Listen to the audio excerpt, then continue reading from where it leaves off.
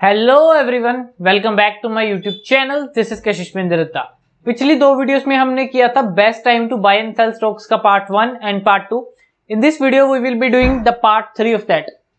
इसमें क्या है कि हमें एक एरो ऑफ दिया होगा प्राइसेस का। हमें क्या करना है कि मैक्सिमम प्रॉफिट फाइंड करना है दो ट्रांजेक्शन्स करके। अब एक ट्रांजेक्शन में क्या होता है, एक बाय एंड एक सेल। ठीक है, तो मेरे पास ये स्टॉक्स की प्राइस की लिस्ट है कि कोई पर्टिकुलर स्टॉक का किसी दिन क्या प्राइस है। तो क्या है कि मेरे को जैसे मैंने यहाँ पे कर दिया बाय, फिर यहाँ पे कर दिया सेल, फिर यहाँ पे कर दिया बाय, फिर यहाँ पे सेल।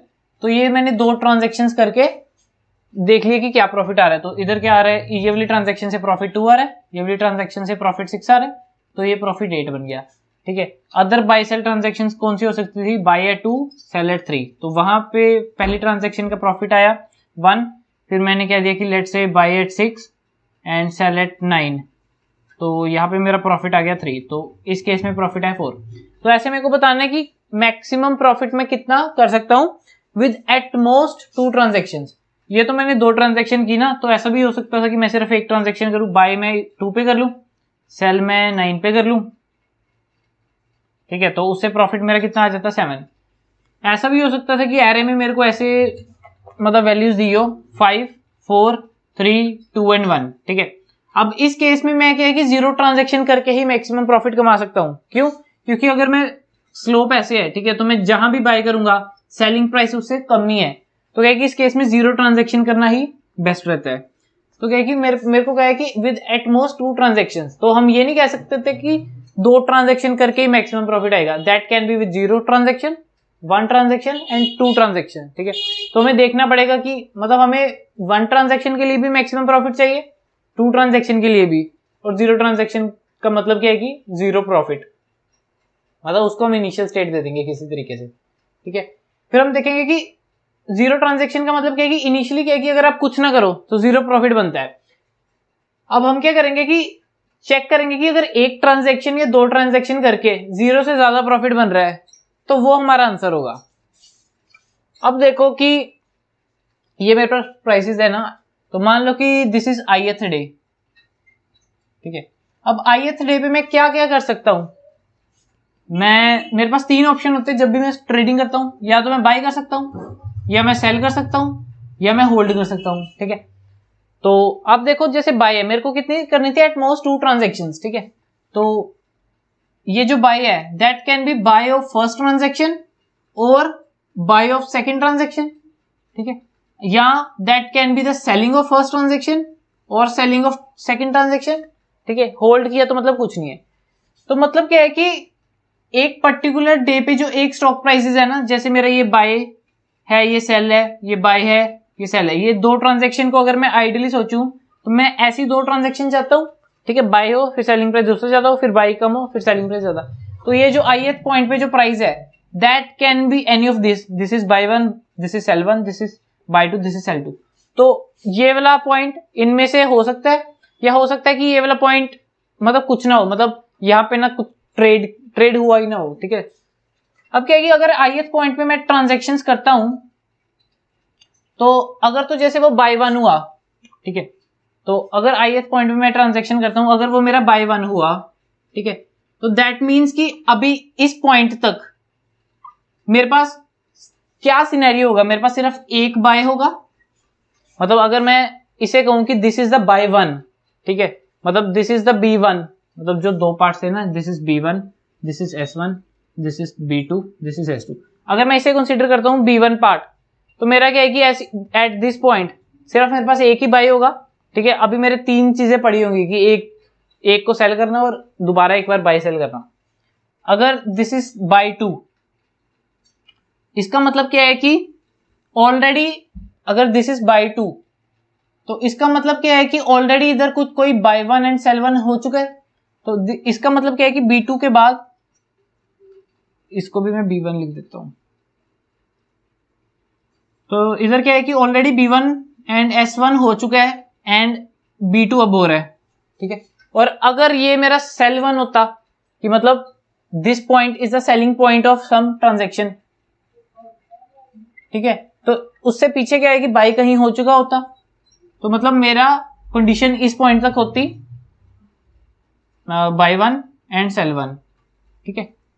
तो S2 अगर ये मेरा सेलिंग पॉइंट होता है 2 का, तो इसका मतलब क्या है कि पीछे buy one sell one and buy two already हो चुका है, तभी ये सेल 2 आ चुका है। तो मेरा क्या है, buy one sell one buy two and sell 2।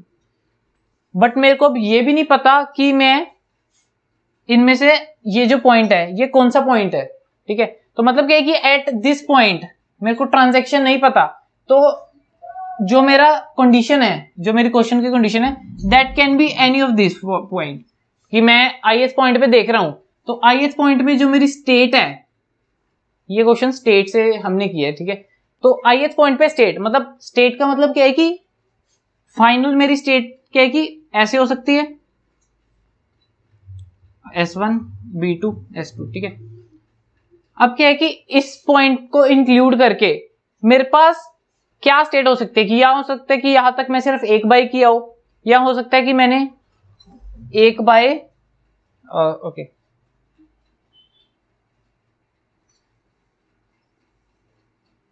ठीक है, या इस पॉइंट तक मेरे पास कंडीशन क्या हो सकती है, या मैंने एक बाय किया हो, या मैंने क्या किया हो, एक बाय एक सेल किया हो, या मैं क्या कि एक दो बाय एंड एक सेल किया हो इस पॉइंट तक, या मैं क्या है कि इस पॉइंट तक मेरा सब कुछ खत्म हो सकता है कि 2 बाय 2 सेल किया हो।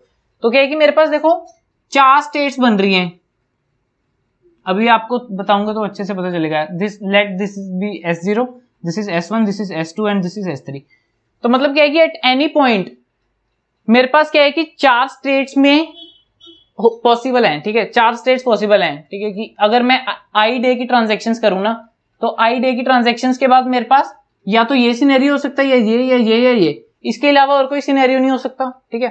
और ये सिनेरियो हो सकता है कि कहीं पे बाई ना करो, मतलब कुछ भी ना करो, ठीक है। तो वो क्या है कि हम इनिशियली 0 प्रॉफिट कंज्यूम कर लेंगे, तो वो एक फाइन अलग स्टेट नहीं बनेंगे। तो क्या है कि हमारा 4 स्टेट्स में चीजें रह सकती हैं। तो लेट्स से इधर हम स्टेट्स बनाते हैं, ठीक है, कि अब ith डे के बाद मेरी क्या स्टेट हो सकती है, S0 means 1 buy, okay. So let इसको S1 कह देते हैं, इसको S2, ठीक है। तो S1 पे मेरा क्या हो सकता है, 1 बाय 1 सेल। अभी स्किप मत करना अगर नहीं समझ लग रहा, थोड़ा सा आगे देखोगे 1-2 मिनट में अगले थोड़ा अच्छे से और समझ लगेगा। तो नेक्स्ट स्टेट क्या है कि मेरा 2 buy and 1 sell, and next state क्या है कि 2 बाय एंड 2 सेल, ठीक है। अब क्या था ith, लेट से अभी ith डे पे हमने यूज करना है ना, तो लेट से I-1 डे पे I-1 डे, मतलब कुछ दिनों के बाद मेरी ये स्टेट्स थी कि मतलब S0 स्टेट का मतलब है कि एक बाय करने के बाद मेरी क्या कंडीशन है। अब देखो कि ये हम प्रॉफिट नहीं स्टोर कर रहे, ईच स्टेट पे हम प्रॉफिट नहीं स्टोर कर पाएंगे, क्योंकि देखो ये जो स्टेट है इसका मतलब है कि इतनी सी जगह में, इतने से दिनों में मेरे पास एक बाय एंड एक सेलिंग हो गया है। तो अगर एक बाय और एक सेल की प्राइस को मैं ऐड करूंगा, तो मतलब सेलिंग प्राइस को ऐड करूंगा एंड बाइंग प्राइस को सब्ट्रैक्ट करूंगा, तो यहाँ पे मेरा क्या बन जाएगा, प्रॉफिट बन जाएगा। बट अभी अगर सिर्फ मैंने बाय किया तो वहां पे मेरा प्रॉफिट नहीं होगा ना, तो मैं क्या करूंगा, सिंपली बाय को मैं नेगेटिव ले लूंगा एंड सेल को पॉजिटिव ले लूंगा, ठीक है। तो यहाँ पे क्या है कि मेरी नेगेटिव वैल्यू होगी, तो ठीक है। तो यहाँ पे क्या है कि बाय मेरा नेगेटिव हो गया, सेल मेरा पॉजिटिव हो गया, तो जितना पॉजिटिव है that would be the profit, ठीक है। तो अभी क्या है कि मैं 4 स्टेट्स पे हो सकता हूँ I-1 पे। अब क्या है कि जो ith पॉइंट है that can be the buy 1 buy 2 sell 1 और सेल 2, ठीक है। इससे क्या है कि मेरी स्टेट्स पे क्या फर्क पड़ेगा वो देखते हैं। अब i दिन के बाद स्टेट्स क्या होगी, ठीक है। अब देखो ये जो स्टेट्स है, इस स्टेट का मतलब है कि एक बाय, तो मतलब एक, दिस मीन्स ये वाली जो स्टेट है इसका मतलब क्या है कि 1 बाय आफ्टर i डेज, मतलब i दिन के बीच बीच में मेरे को एक बाय करनी है, एंड इसका मतलब क्या है कि I-1 डेज के बीच बीच में मेरे को एक बाय करनी है, ठीक है। तो क्या है कि अगर मैं इस पॉइंट पे बाय करता हूं तो मेरा बाइंग प्राइस क्या बन जाएगा, तो मतलब क्या है कि या तो मैं ये या बाय 1 पे ये ले सकता हूं, या मैं I-1 पे जो बाय प्राइस होगा वही रहने दे सकता हूं। तो मतलब क्या है कि that can be the minimum of कि प्रीवियस बाय 1, मतलब स्टेट को कुछ चेंज ना करो कि i-1 पे जो कंडीशन थी वही कंडीशन रहने दो, होल्ड करो चीजें, ठीक है। अगर मैं चीजों को होल्ड करता हूं तो स्टेट मेरी वही रहेगी ना। अगर मैं ith डे पे कोई ट्रांजेक्शन नहीं कर रहा तो जो मेरी i-1 डे पे स्टेट थी वही रहेगी। तो वही चीज है कि अगर मैं इस दिन ट्रेड नहीं करता तो मेरी S0 स्टेट बदलेगी नहीं, कि मतलब एक बाय करके जितनी मेरी वैल्यू थी वही रहेगी। एल्स अगर मैं इस पॉइंट पे बाय करूंगा तो बाय को मैं नेगेटिव से रिप्रेजेंट कर रहा हूं, तो माइनस प्राइसेस ऑफ आई, ठीक है। तो मैं इन दोनों में से जो मिनिमम होगा I will assign that to S0, ठीक है। सिमिलरली जो S1 स्टेट है, S1 स्टेट कैसे बनेगी? S1 स्टेट का मतलब क्या है कि 1/1 सेल। तो या तो क्या है कि मैं इस दिन कुछ ना करूं तो क्या है कि 1/1 सेल इधर ही निपट जाएगा, तो वो मेरा क्या हो गया ओरिजिनल। तो इधर क्या हो गया मेरा S1 equals to minimum of, अगर मैं इस दिन कोई ट्रांजेक्शन नहीं करता तो मेरा वही स्टेट रहेगी, बाय सेल इधर ही रहेगा, ये कुछ नहीं हो सकता, ठीक है। बट अगर मेरे को बाय सेल बनानी है तो यहाँ पे मैं सेल करूंगा, तो क्या है कि बाय मेरा इधर हुआ, सेल इधर हुआ, तो मेरी वो भी बाय 1/1 सेल बन गई। तो मतलब क्या है कि जो मेरा स्टेट 0 था उसके बीच में मैं करंट की वैल्यू ऐड कर दूं, ठीक है। तो वो मेरा क्या बन जाएगा 1 बाय से जब मैं सेल करूंगा तो मेरा 1/1 सेल बन जाएगा। तो S0 प्लस प्राइजेस की जगह मैं सिंपल P लिख रहा हूं, ठीक है, ताकि स्पेस कम मैंने इधर, तो इधर मेरा प्राइसेस ऑफ I बन जाएगा, ठीक है। तो सिमिलरली मेरी S2 स्टेट क्या बनेगी? S2 स्टेट है मेरी 2/1 सेल। अगर मैं होल्ड करता हूं तो मेरी S2 स्टेट वही रहेगी, ठीक है। बट क्या है कि 2/1 सेल मैं पिछली स्टेट से कहीं से पहुंच सकता हूं। अगर मैं इधर से बाय करता हूं, ठीक है, तो मैं यहाँ इस स्टेट S1 से S2 पहुंच सकता हूं। तो या S2 मतलब होल्ड करो, या क्या है कि जो प्रीवियस है मेरा 1/1 सेल उसमें से मैंने बाय किया तो मैं सब्ट्रैक्ट कर दूंगा माइनस प्राइसेस ऑफ I, ठीक है। अब S3 स्टेट क्या है? S3 स्टेट है मेरी, या तो अगर मैं कोई ट्रांजेक्शन नहीं किया तो मेरी S3 की स्टेट वैसे की वैसी रहेगी, नहीं तो क्या है कि मेरे को ये स्टेट बनानी है तो ये स्टेट मैं इसी से बना सकता हूं। इस स्टेट से मैं अगर सेल करूंगा तो मैं इस स्टेट पे आ जाऊंगा, प्रीवियस किसी से पहुंच नहीं सकता एक ट्रांजेक्शन से। तो यहां मेरा क्या बन गया S2 प्लस सेल कर रहा हूं तो उसका फायदा होगा प्लस प्राइसेस ऑफ I। तो ये था मेरा I-1 डे के बाद स्टेट, और ये है मेरा I डे के बाद स्टेट्स, ठीक है। वैसे ही करते करते जब मैं लास्ट डे पे पहुंच जाऊंगा तो मेरा क्या है कि that would be the states after last transaction.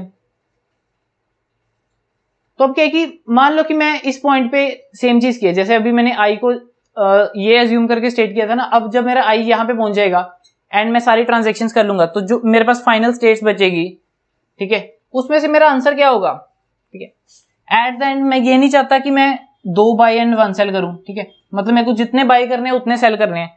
तो मेरा जो आंसर है that can be either S1 और S3।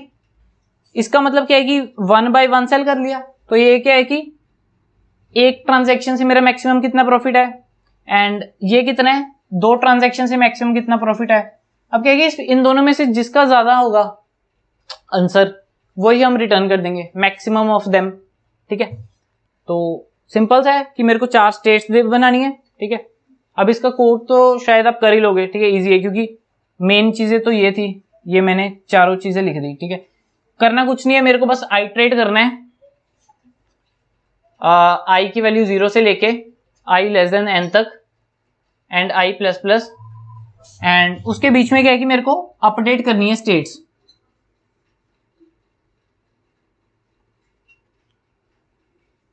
उसके बीच में क्या है कि मेरे को अपडेट कर देनी है स्टेट्स, ठीक है। अपडेट स्टेट्स ऐसे ही करनी है, ठीक है, ये वैल्यूज है, ठीक है। और क्या है कि एंड में क्या है कि मेरे को रिटर्न कर देना है S1 एंड S3 में से मैक्सिमम। क्यों? क्योंकि this means 1 transaction, this means 2 transaction, ठीक है। आप इसमें एक और चीज कर सकते हो कि बाहर मैक्सिमम लिख दो, maximum of 0 and maximum of S1 and S3, ठीक है। सो दैट मीन्स कि ये 0 ट्रांजेक्शन से हो गया मैक्सिमम, ये 1 से हो गया, ये 2 से हो गया, ठीक है। या मेरे पास क्या है कि इससे भी बढ़िया कि आप ये रहने दो, ठीक है। हमें क्या है कि इनिशियल हमें स्टेट्स की वैल्यू डिफाइन करनी पड़ेगी, ठीक है। तो इनिशियली क्या है कि देखो स्टेट्स की वैल्यू क्या होगी, 0th पॉइंट पे जब मैं इधर बाय सेल करूंगा स्टार्ट, तो ये भी हो सकता है कि ये हो सकता है बाय 1, बट ये सेल 1 नहीं हो सकता, ना ही सेल 2 हो सकता है, ना ही बाय 2 हो सकता है, ठीक है। तो इस पॉइंट पे जब हम स्टार्ट करेंगे तो हमें इनकी कुछ प्रीवियस वैल्यूज चाहिए, ठीक है। तो अब इनिशियल वैल्यूज क्या लेंगे इनकी, ये देखो S1 जो स्टेट है इसमें क्या है कि देखो बाय एंड सेल बराबर है, ठीक है, 1 बाय 1 सेल, ठीक है। तो ऐसा भी हो सकता है कि 1 बाय 1 सेल करने से मेरे पास नेगेटिव प्रॉफिट हो, उस केस में क्या है कि मैं इधर मिनिमम नहीं आएगा, इधर हर जगह मैक्सिमम आएगा, सॉरी, क्योंकि हमें मैक्सिमाइज करना है ना प्रॉफिट, तो इधर मैक्सिमम आएगा, मैंने गलती से मिनिमम लिख दिया था, ठीक है, इधर मैक्स आएगा। अब क्या है कि 1 बाय 1 सेल से नेगेटिव वैल्यू भी आ सकती है, बट मैं चाहता हूं कि प्रॉफिट हमेशा पॉजिटिव हो, तो क्या है कि मैं इसे इनिशियल वैल्यू दे दूंगा 0, ताकि 0 से कम हो तो हमेशा 0 ही उसका आंसर आए। तो सिमिलरली इधर भी वैल्यू दे दूंगा 0, ठीक है।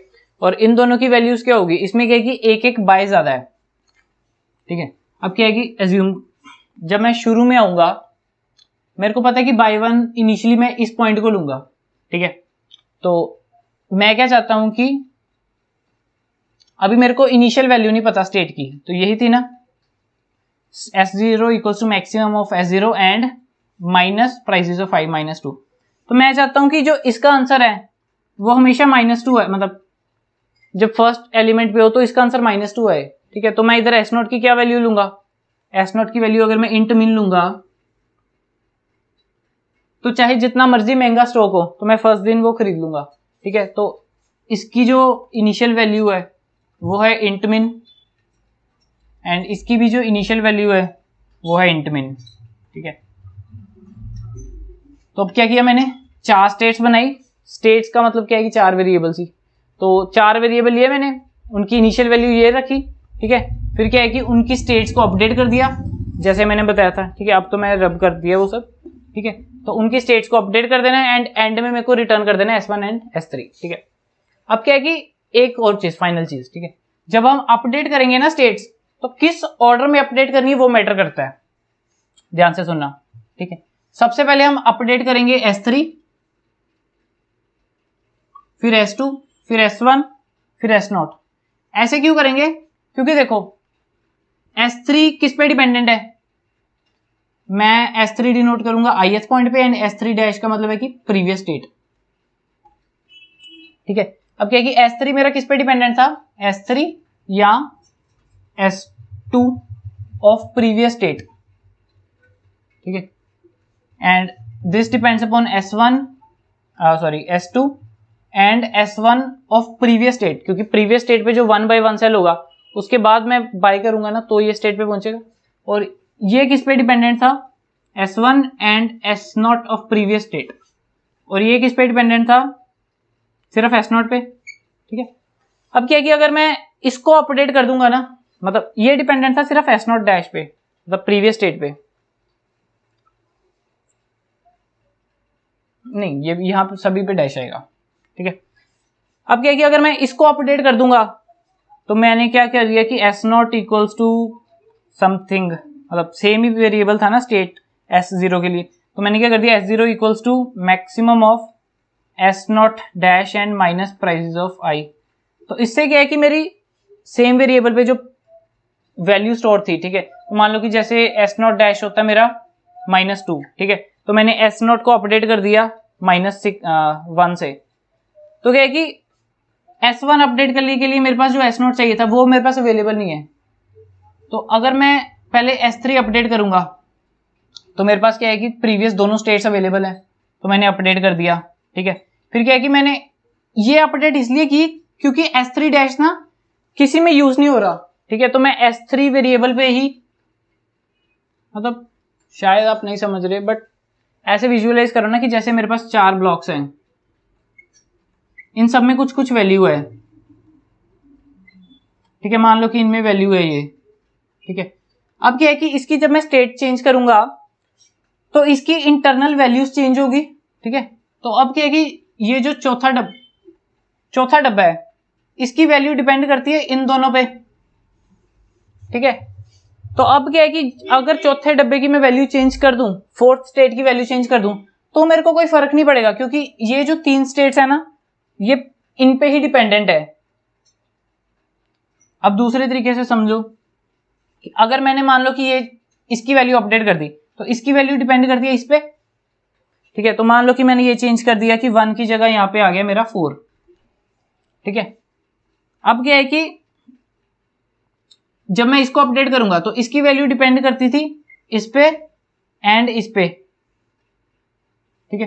बट क्या है कि ये वैल्यू मैंने चेंज कर दिया ना, मैंने 1 की जगह मैंने 4 कर दिया है, ठीक है। ये वैल्यू ऑलरेडी चेंज हो चुकी है, तो मेरी 1 ही रेज होगी, तो मैं क्या है कि इसको अपडेट नहीं कर सकता, या मेरे को क्या है कि 4 की जगह फिर 8 वेरिएबल्स लेने पड़ेंगे।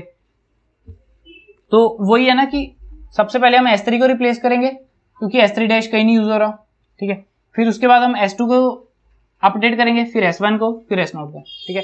अगर आपको ये सब नहीं पता लग रहा तो आप 4 वेरिएबल्स और ले सकते हो। एक वेरिएबल प्रीवियस वैल्यू स्टोर करने के लिए, एक वेरिएबल नेक्स्ट वैल्यू स्टोर करने के लिए, नेक्स्ट डेट ith डे पे, फिर क्या है कि ith डे पे जो वैल्यू है वो ऊपर जाएगी, फिर नेक्स्ट पे। मतलब आप ऐसे ले सकते हो ना वैल्यूज कि ये मेरी जैसे स्टेट होगी i-1 डे पे, तो ये मेरी ith डे पे स्टेट होगी। फिर क्या है कि मैंने इसको ऊपर ले गया चारों स्टेट्स को, ठीक है। फिर मैंने नीचे लिए अपडेट कर दी, ऐसे कर सकते हो आप, ठीक है। अब इसकी टाइम एंड स्पेस कॉम्प्लेक्सिटी, क्योंकि हमें एक ही लूप लगी है तो इसकी टाइम कॉम्प्लेक्सिटी है ऑफ n, ठीक है। स्पेस कॉम्प्लेक्सिटी इसकी ऑफ 1 है। क्यों? क्योंकि इसमें हमने क्या है कि सिर्फ कॉन्स्टेंट्स लिए हैं, 4 स्टेट लिए हैं, 4 वेरिएबल्स लेके हमने सब कुछ सॉल्व कर दिया है, ठीक है। अब क्या है कि इसका थोड़ा हार्डर वर्जन भी है। उसमें क्या करते थे कि जो हमारा नेक्स्ट क्वेश्चन है, best time to buy and sell stocks with K transactions, उसमें जैसे इधर हमें 2 दिया है ना, उधर के दिया है, तो हम क्या है कि के ट्रांजेक्शंस के लिए सॉल्व करेंगे, बट के की वैल्यू उधर 2 रख देंगे, तो वो थोड़ा हार्डर पार्ट है, मतलब वो भी हम नेक्स्ट वीडियो में डिस्कस करेंगे। इस वीडियो में बस इतना ही, ठीक है। Meet in the next video.